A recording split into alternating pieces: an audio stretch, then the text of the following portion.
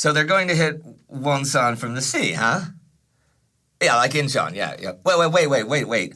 Aren't the South Koreans already almost there? They are. Okay, so when will the amphibious thing happen? 2 weeks from now? No, I'm sorry, you've lost me. October 8th, 1950. 3 months and 2 weeks ago, the North Korean forces crossed the border into South Korea. They pushed back those forces opposing them to the very south of the Korean peninsula. But the past few weeks, those forces have been doing the pushing. And this week it is they who crossed the border.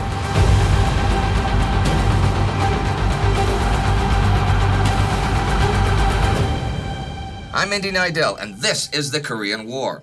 Last week, the big news was the UN forces' capture of Seoul, the South Korean capital. But the UN forces were running wild all over South Korea, and as the week ended, South Korean troops began crossing the 38th parallel into North Korea. They are not the only Koreans, of course, trying to get across the parallel. KPA troops, the North Korean forces, are fleeing in that direction. U.S. 10th Corps made an amphibious landing behind KPA lines at Incheon in mid-September, and it was elements of 10th Corps that took Seoul last week. So they are the anvil, and 8th Army advancing from the south is the hammer. And as the hammer has come smashing north, not more than like 25,000 or so KPA soldiers managed to make it across the 38th parallel. The 7th Marines advance on Seoul from Uijeongbu that began late last week stalls already the 2nd, checked by a blocking force from the KPA 31st Division, dug in along the highway between the mountains. But they withdraw the 3rd, and the Marines enter Uijeongbu. Seoul has by then been completely cleared of the enemy. Here is a summing up of casualties. The Seoul operation disclosed that the pre-invasion estimate of 5,000 organized troops in the city was low, and that instead there were approximately 8,000 such troops in Seoul and 5,000 more in the Yeongnam-po area. Reinforcements after the landing at Incheon brought the total enemy troops in Seoul to at least 20,000, and there were at least 10,000 enemy soldiers between the Han River and Suwon. Below Suwon in the Olsson area, there were from 2,000 to 3,000 more. It appears that altogether, somewhat more than 30,000 North Korean troops entered battle in the Incheon-Suwon-Seoul area, and that there were perhaps 10,000 more miscellaneous soldiers in the vicinity, uncommitted or who had arrived too late to be used. The 10th Corps reported 7,000 North Korean prisoners taken in the fighting, and estimated enemy troops killed at 14,000. As for the UN forces, here are Appelman's figures for them. The Incheon-Seoul victory cost the United Nations forces approximately 3,500 casualties. The 7th Infantry Division suffered 572 battle casualties. Of the total, 166 were ROK soldiers integrated into the division. The heaviest losses in 10th Corps occurred in the 1st Marine Division, which suffered total casualties of 2,383 men, 364 killed, 53 who died of wounds, 1,961 wounded, and 5 missing. By this time, the UN forces in Korea number like 350,000 men, and 230,000 of that is combat troops. They think there's maybe 100,000 remnants and untrained replacements left in the KPA. UN Forces Commander Douglas MacArthur is not overly worried about taking them on. From Seoul to the 38th parallel is like 50 kilometers, and maybe another 100 from there up to Pyongyang, the capital of the North. U.S. 8th Army Commander Walton Walker has ordered 1st Corps to head from Seoul towards Kaesong and then sort of fan out west from there. ROK 2nd Corps, ROK is the South Korean forces, is to cross the parallel in the Central Mountains, and ROK 1st Corps will continue to drive up the East Coast. It's their 3rd Division that crossed late last week. U.S. 9th Corps is in the south of the peninsula mopping up bypassed KPA units, but is to then move up behind 1st Corps. So, on the 5th, lead elements of U.S. 1st Cavalry Division leave Seoul and reach Kaesong the 7th. The whole division is concentrated there this evening, the 8th. On the 6th, the ROK 6th Division crosses the parallel from near Choncheon and advances on Hwancheon. This is defended by parts of the KPA 9th Division, but by today, the South Koreans have taken the town. The ROK 8th and 7th Divisions cross the 7th and 8th, heading for Chorwon and what the North Koreans call the Iron Triangle. This is a fairly flat region, like 40 or 50 kilometers north of the parallel, in the middle of Korea, so it's like 80 kilometers north-northeast of Seoul, bounded by Chorwon, Pyongyang, not Pyongyang, Pyongyang, and Kimhwa. Its importance lies in it being a communications and rail center for the north, linking the east coast with the west, and then connecting them with the network heading south. All of the ROK divisions except the first are across the parallel by today. That division is part of U.S. First Corps and under direct American command. The world is watching who is crossing and who is not. Mao Zedong's Communist China does not have official relations with the United States, but they do with India. On the 3rd, Mao's foreign minister Zhao Enlai meets with the Indian ambassador Sardar Panikkar. Zhao tells him, if the United States or United Nations forces cross the 38th parallel, the Chinese People's Republic will send troops to aid the People's Republic of Korea. We shall not take this action, however, if only South Korean troops cross the border. Panikkar tells the Indian government, and they tell Washington. Also, at the UN in New York, the Indian delegate says his government feels all the UN forces, which includes the ROK, should stay south of the 38th parallel. Washington, for its part, tells MacArthur what these guys say, but doesn't do anything else. Speaking of the UN, I mentioned last week that there was a resolution on Korea submitted last week on the 30th. This resolution was partly drafted by the US, but submitted by Britain, and has 7 other joint sponsors. It calls for free elections, a democratic government, and the withdrawal of UN forces from Korea. The debate on it lasts all this week, with the Soviets and Yugoslavs opposed to it, but on the 7th, the vote passes the General Assembly 47-5, with 7 abstentions. Okay then, great. But with one problem. It might be based on a false premise, that this war is all but over, and all that's left to do is just establish order, hold elections, and then all head home.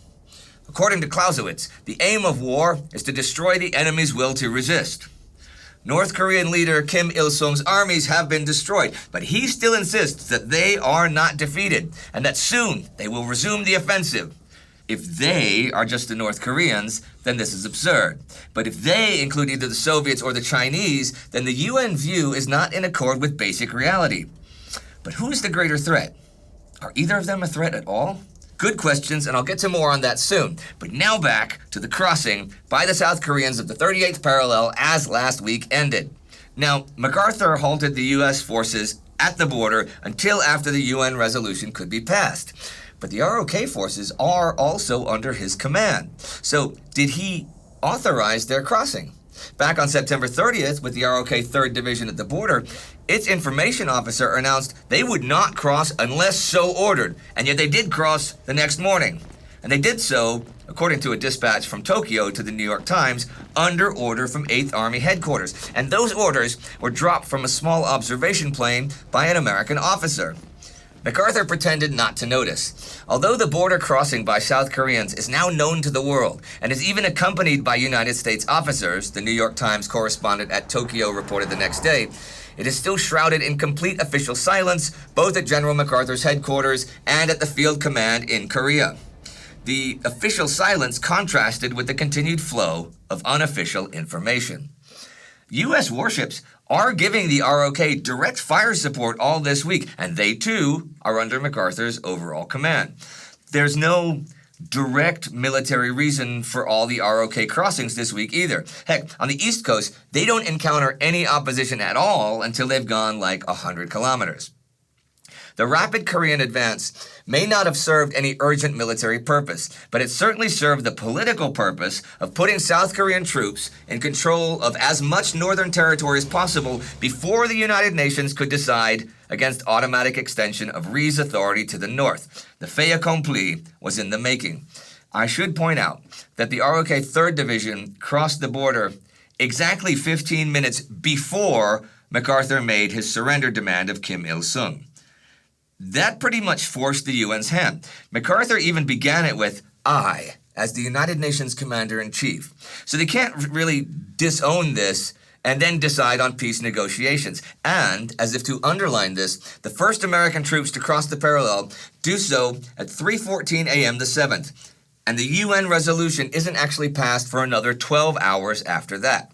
I must also very clearly point out the UN resolution does not specifically authorize crossing the 38th parallel. It does say, all appropriate steps should be taken to ensure conditions of stability through the whole of Korea. And United Nations forces should not remain in any part of Korea longer than necessary. Washington decides that surely such a crossing could be such an appropriate step to ensuring stability. And of course, UN forces could hardly be asked to not stay longer in any part of Korea if they didn't have the authority to be in any part of Korea in the first place. The idea of leaving the crossing open to implication was intentional. If there was no authorization at all, the Soviets would rail about further proof of U.S. aggression. But if they did authorize it explicitly, it might provoke China to retaliate and start a world war. The notion that safety could be found in such legalistic devices was too clever. A resolution adding momentum to a dynamic situation was not a mortgage or sales agreement in which an ingenious disclaimer could serve as protection against obvious risk. Once the war was widened by the crossing of the parallel, events depended on whether the commander in the field acted with circumspection and obedience. If he took advantage of his authority to provoke China or Russia, it would be their reaction and not the nice wording of a clause at Lake Success which would determine whether or not there would be a further widening of the war. MacArthur has decided that Ned Almond's 10th Corps will not be merged into Walton Walker's 8th Army, but instead is to prepare for a new mission on its own. That mission is to operate on the east side of the peninsula. They are, in fact, to make an amphibious landing and take the North Korean port of Wonsan, though it looks at the moment like the ROK will beat them there. MacArthur obviously thinks he can control 8th Army in the west and 10th Corps in the east from Tokyo better than Walker can from Korea. This is not a decision based entirely on ego, but partly on terrain. Look at the map of North Korea. There's the corridor from Seoul up to Wonsan. North of that, there is but one decent lateral road across the mountains in Korea, and that is the railway line and road from Pyongyang to Wonsan. North of that to the Yalu River Valley, that's it. The Taebaek Mountains run north-south across the center of Korea, with ridges and gorges over 1,000 meters high, with peaks 500 meters more than that, and even the Koreans don't go up there. It's not only geography, of course. There were a number of other, less tangible reasons. Every field commander wants to be as nearly independent as possible. The idea is simply built into the military system. Almond certainly did, and it was obvious he would have far more freedom of action under the distant command of MacArthur in Japan than under the close control of Walker in Korea. Almond was also MacArthur's protege and loyal follower. MacArthur also seems to have wanted to keep command, as much as possible, of a field force, another element inherent in the military framework. So for all these reasons, geographical ones, which may have been valid, and personal ones, which probably were not, MacArthur split his forces, not against the advice, no one gave MacArthur advice when he had not asked for it, but certainly against the instincts of most of his senior people. 8th Army and 10th Corps can only advance up the coastal valleys and meet up on the Yalu. They're not going to have any real link and must fight in isolation, and Japan is supplying them both as the staging ground. The mountains get wider too as they head north, from dozens of kilometers east-west to over 100. More important than the gap separating 8th Army and 10th Corps were the maneuver formations of the armies themselves. The farther north they marched, the more non-existent roads became. The advance had to proceed up single dirt roads along parallel valleys. Nothing like a contiguous line or solid front could be maintained. Within regiments and battalions, units began to live and move in virtual isolation, separated by the ever-present hills. As they neared the Yalu, divisions were strung out, as Ned Almond put it, from hell to breakfast. The idea of taking the port of Wonsan has been around for a couple months, but it doesn't really have a ton going for it at just this moment. The ROK are already halfway there up the east coast, and seem likely to get there before any amphibious operation would, an operation which takes lots of planning and has lots of moving parts. But here's the thing, there are really 3 ways of getting 10th Corps from the Seoul area to Wonsan. They could get on ships at Incheon and go around the peninsula, But that would tie up the whole port and shipping at Incheon, which is needed at just this moment for bringing in supplies. They could head down to Busan by road and rail, and they could board ships there. That's going to have the same issues as Incheon, though perhaps not quite so bad. But you're still adding loads of strain to a war-damaged transport system that's been operating at heavy capacity anyhow. The third way seems simplest. Just have 10th Corps be part of the advance north to Pyongyang, and from there just shift it over to Wonsan. This had the advantage of keeping the pressure on the North Koreans and being administratively simple. Walker favored it, and for obvious reasons, so did the naval commanders, who were rapidly reaching the conclusion that the Wonsan landing was going to be entirely superfluous. It offered, however, no excuse for Almond to retain his independence under MacArthur. So, as the month began, MacArthur did a combo. 1st Marine Division would go by ship from Incheon round to Wonsan. 7th Infantry Division would go down to Busan and load up there. And that's what's been going on this week. And that is where I will end this week, with the non-Korean UN forces beginning to cross the 38th parallel, while a UN resolution is debated that makes plans for what to do after a war that might not really be over. Also, the 3rd Battalion of the Royal Australian Regiment has joined the British 27th Brigade, and it is now the British Commonwealth Brigade. And also, today, 2 American fighter planes cross the Soviet border and attack a Soviet airport south of Vladivostok. Accident? Don't know yet, but this is the kind of thing that may well have repercussions in a week or two. You know, T.R. Fehrenbach, in This Kind of War, writes a little ideological piece about the sudden UN or American victory at this moment in Korea, coming so quickly after facing the prospect of defeat. I don't entirely agree with it. I think it comes off a bit too cynical about American motives at times, but it is well written, so I thought I would end with it today. You can let me know what you think in the comments.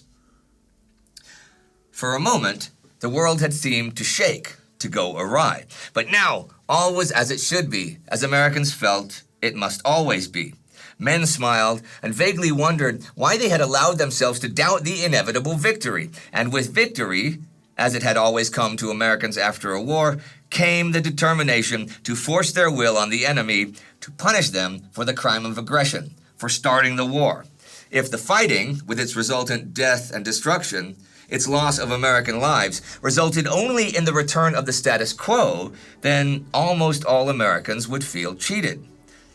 War could never be part of a system of checks and balances. That view seemed immoral. War must always be for a cause, a transcendental purpose. It must not be to restore the Union, but to make men free. It must not be to save the balance of world power falling into unfriendly hands, but to make the world safe for democracy. It must not be to rescue allies, but to destroy evil. It was inevitable that the United States should take the position that the North Korean communist state must now be destroyed for its lawlessness, and that all Korea should be united. The communist world had tried to probe, a gambit, and had been strongly checked.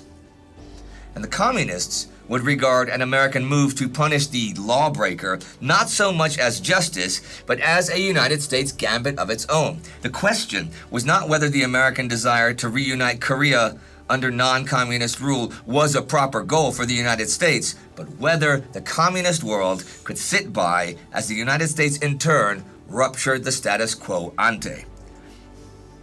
That's the question, all right, because one other thing happens this week. On October 2nd at the UN, the Soviets proposed to the Security Council a ceasefire along the 38th parallel and that all foreign troops should leave Korea. But the week ends with American troops beginning to cross the line. There's a lot of transport and logistics involved in the Wonsan Plan and crossing the parallel. If you want to see some more transport and logistics explained, you can click right here for an episode we did years ago on our World War II channel about Operation Barbarossa Transport and Logistics. It'll come up at the end. Our Time Ghost Army member of the week is Roy Pilger. It is the Army that finances this project and all of our projects. So to get ever more of this, join the Time Ghost Army at timeghost.tv or patreon.com. Do not forget to subscribe. See you next time.